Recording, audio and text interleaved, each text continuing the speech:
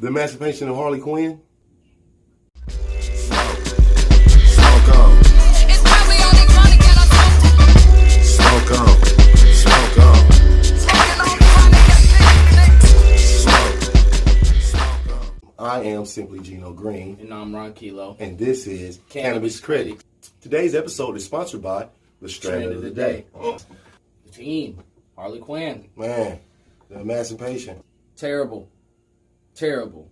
Woman power crammed down our throats. Like, right off the flip, I feel like the male audience was alienated from the situation. Going into this movie, every guy in the movie was A bad guy or a fucked up person. One good guy that you thought might be there, Mr. Chow. Mr. Chow, he ended up selling Harley Quinn out for a new restaurant. Took my stepson to go see this movie. He's 11. He loved it. You know what I'm saying? It was real comic booky. The whole movie itself was low budget. I was expecting them to come on a Joker type of aspect, you know, a real gritty, down-to-earth type of feel. Like, when shit went down in the Joker and people got shot, you felt that shit. In this motherfucker, people got cut, sliced, especially the part with the face slicing. I did not take it seriously. It was gruesome to watch once I actually seen the meat dangling, but other than that, it was comical. Here's what I kind of think, though. Why they gave this movie an R rating? Because they dialed it all the way back.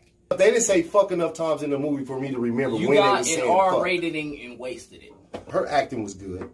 You know what I'm saying? She was Harley Yeah. Quinn. She played her role in the Suicide Squad as Harley Quinn, so I feel like she got pepper for this situation. Well, she brought the character to life on screen for Suicide Squad, but in this, I feel like she felt the pressure of it being her own film to where it felt like she had to really bring the character in. In that mindset, she was overbearing. I was watching her, it felt like it was too much Harley Quinn. It felt out of character. So Forced. I feel like this, man. Writing, it sucked. And I'm like, When a gun was shown in this movie, it was like, Gotham, a gun is like the fucking toilet paper you could pick up at the grocery store. plot is all over the place in this movie. It went too much CGI. Nobody in the movie has superpowers. I mean, Black Canary had powers, and she only used it one time, and that was at the end of the movie. It was just to knock a few goons back. I liked her introduction scene when she first ran into Harley Quinn for the first time in the alleyway. I feel like the way her fight scene was choreographed excellent, tailored to her character. Very well executed, especially when she kicked the guy's head through the window. Loved it. Loved the sound effects. Good job. Could have did Black Canary better. She a good actress. Role bounce with Bow Wow. What was her purpose? I didn't understand it. Cassandra Cain. Who is that? Who this person was in the movie was because she swallowed a diamond. She was a complication to the situation. She could have been a dude or a chick. It didn't even matter. According to the comic books, Cassandra Cain is an orphan that was taken in by Bruce Wayne. He raised her as one of his own, groomed her, and she ended up becoming the fourth Batgirl. These are the alterations they made. Terrible alterations. What they was going for was an all-female Suicide Squad. And all bullshit aside, they dropped the ball, the bat. Rosie Perez. Oh my goodness. Rosie Perez is a good actor in my book. She got a couple of like jewels under her belt from her career already. I'm gonna throw them at you. White Men Can't Jump, she was in that, and Spike Lee Do the Right Thing. They show her titties. Both of those joints, you can watch those high as a motherfucker for real and enjoy those best. But back to the Harley Quinn debacle. I didn't even want to follow the character. No room for character development. And I hated that. She stumbled and fumbled upon the situation. Everything. When shit went south at the end of the movie, why didn't she call in for backup? That's what every cop does in a movie. Regardless of whether they're suspended or fired or whatever, whenever shit goes south, they call in backup and they get reinstated. Yeah. Medal and a higher rank. Huntress. Her character, her lines came off as a psychotic goth chick.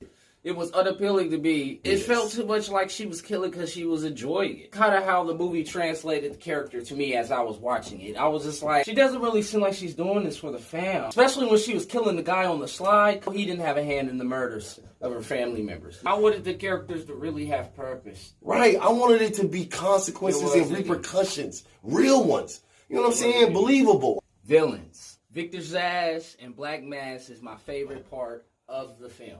Ewan McGregor, Chris Messina, one of their best performances in this film. But at the same time, I feel like the acting chops were wasted due to their deaths. I mean, come on, man. Terrible. This guy played Obi-Wan Kenobi. And Chris Messina, he's crushing it in the center. Season 3, shit, I'm flying by the seat of my pants. I'm liking the work he's putting out. He escaped from Arkham like 7,000 times. But in here, they made him just like a goon for hire. He had like one scene that was like a shout out to like his actual comic book roots. Yes, I liked it that. You can't bait me in like Mask. You need to fire your goons. Had guns on them, chose not to fire until she was in the car kicking them with rollerblades.